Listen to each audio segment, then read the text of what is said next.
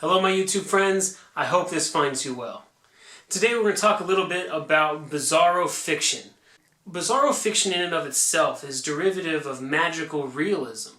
Magical realism is made most famous by Gabriel Garcia Marquez with novels like Love in the Time of Cholera, Of Love and Other Demons, 100 Years of Solitude. He's also renowned for his short stories, The Most Beautiful Drowned Man in the World and The Old Man with Enormous Wings. So in magical realism, it's grounded in reality. Real people experiencing real emotions, going through real things that the world has to offer.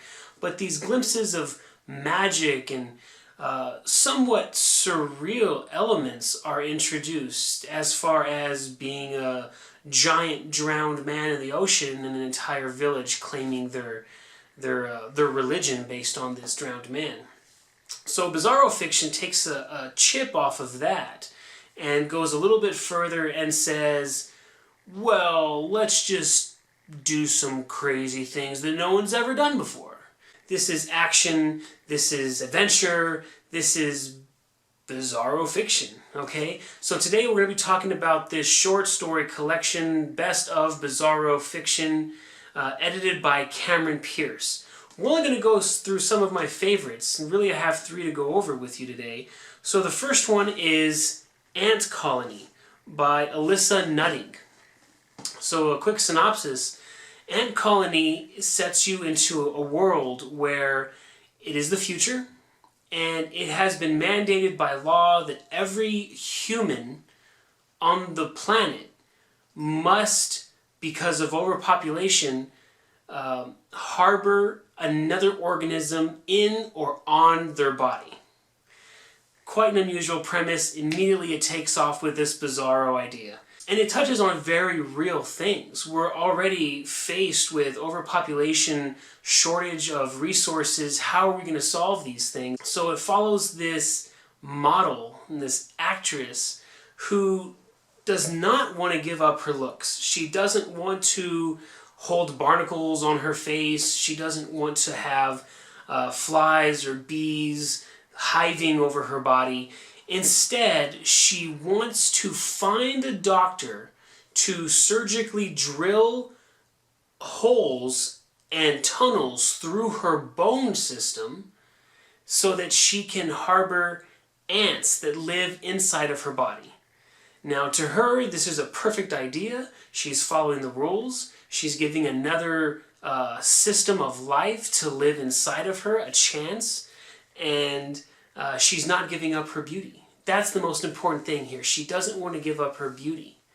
There is an element of cancer in this short story. Something living inside of you, feeding off of you, living off of what you create and what the byproducts of yourself.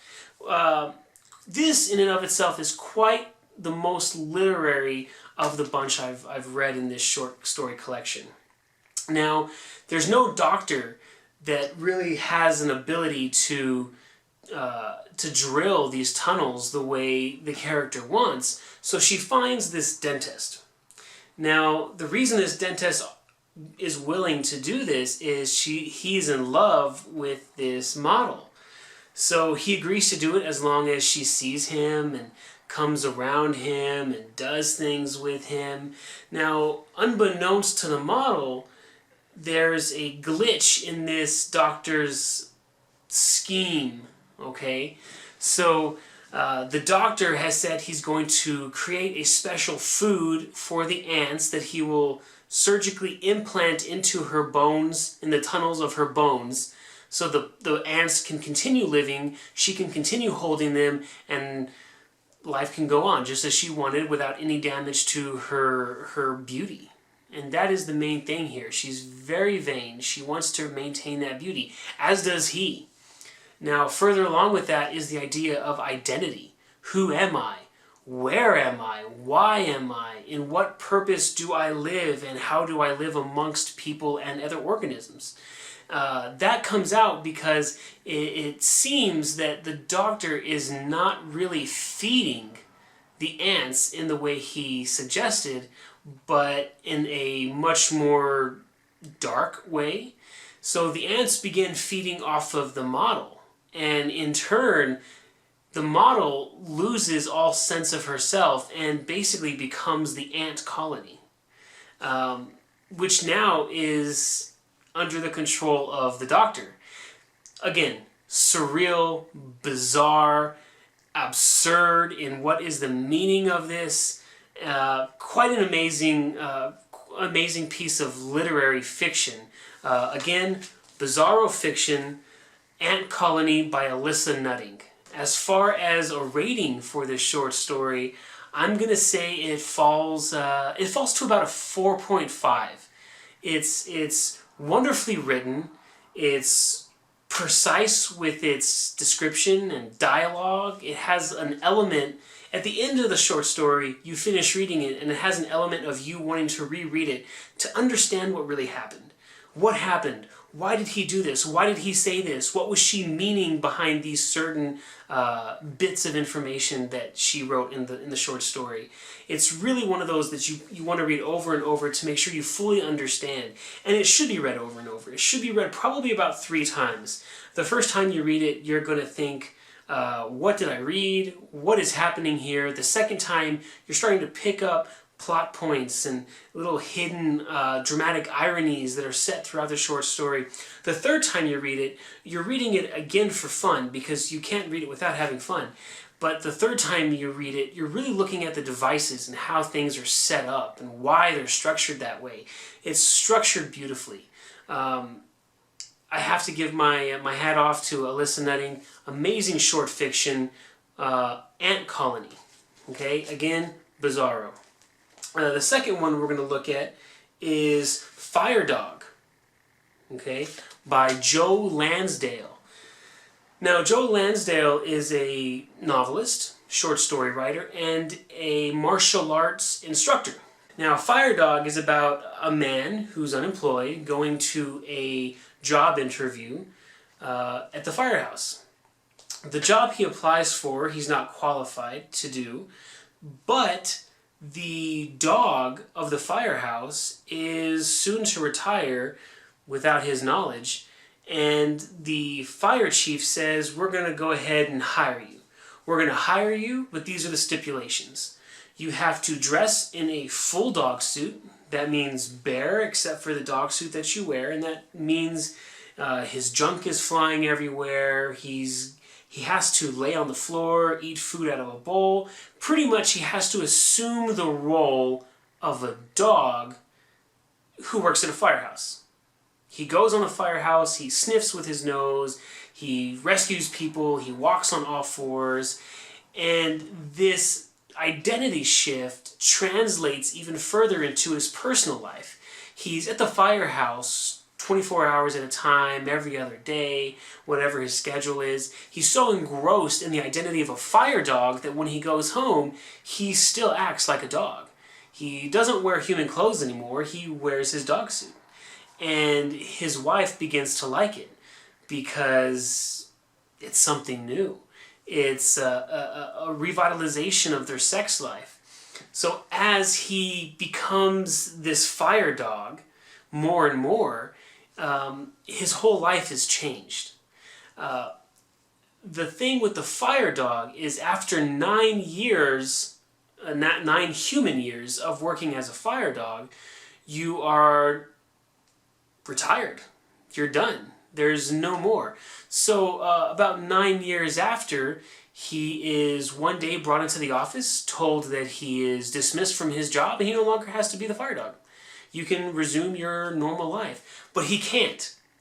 He's a dog. He is the fire dog. He cannot go back. He goes home, his wife says, where's your dog suit? What happened to your dog suit? Well, I got fired. I'm retired. I've been there for 9 years. Immediately she loses interest. And then the tale goes on from there. It's a story of identity, of transformation, and acceptance in who we are and who we pretend to be. Again, one of the most literary of this collection, with deep themes that are relevant to ordinary life, very much in the vein of magical realism. So I'm going to give Fire Dog by Joe Lansdale a 5. The third one I'm going to talk about is The Traveling Dildo Salesman. Already perfectly fits the Bizarro Fiction genre. Very strange title. When I was looking at the short story collection and I was going through the list in the table of contents of the list of short stories, immediately that name stuck out at me. Traveling Dildo Salesman. A little bit lengthier of a read. It's more of a novella, and it's written in chapters. Synopsis. Where do we go from here? The synopsis is, there is a man who has a deep connection to the inner workings of the universe, in that when he's walking around in this world, there are certain things that tip him off as to what his next step is in his journey. And his journey, in this case, is selling dildos out of a suitcase door to door. He's not allowed on the bus because he has a giant package with him. You can't come on this bus, sir. You have too much luggage. I'm sorry, you're going to have to walk. Now, there's no one else on these streets. There's no other cars, no other people walking around. He goes door to door, and some doors he gets lucky, and some doors he doesn't. But he knows, regardless of what happens, he has a giant briefcase of dildos. And each dildo is, as stated on the dildo itself, made in heaven. So he goes to each door knowing that some doors are going to be gold and some doors are going to be flops. And there are messages written in the concrete by ants as arrows pointing as little things on the billboard signs saying, this is the direction you should go, this is the house you should visit, you should not go this way. Very bizarre. So the concept in and of itself is very strange. The title is absurd, but the themes in the story are quite deep. Now, when I was reading it the first time, I got instances of Buddhist literature. I got instances of Hindu belief. Now, further along in the story, you come to a point where he's sold all of his dildos. When he sells all of his dildos, he is ascended into this vortex that takes him to heaven. And in heaven, he meets God. God is a woman. And God tells him what his purpose really was. And what he was meant to do had a deep, deep meaning in all society. In the whole human race, you have a meaning. And your meaning was to sell dildos. Now, of course, there's an allegory here. There are deep metaphors in what it means to be human. Why are we here? Who put us here? Where do we go after death? What is it to be accepted? What is it to understand yourself? Now, those meanings are quite subjective to every person, and I probably read way too much into it and put my own meanings and my own beliefs in there. But I'm sure once you read Kevin Donihe's The Traveling Dildo Salesman, you will agree that there are some very deep and resonating themes going on in this short story that are very much a part of true literature. As far as illuminating what it means to be human and how to be a human, most importantly. Regardless of why we're here, how do I do this strange thing they call being alive? And this short story will certainly enlighten you on what it means to be alive. So this one, again, as of all of these, I'm going to give this one a 5. All of these are some of my favorites from the short story collection. Kevin Donihe, The Traveling Dildo Salesman, gotten a 5 right now from Rex Supernova. I certainly suggest that you check it out. It is beautifully covered here in the best Bizarro Fiction of the decade. This cover here is by Alan Clark, another Bizarro illustrator and writer. Thank you for watching.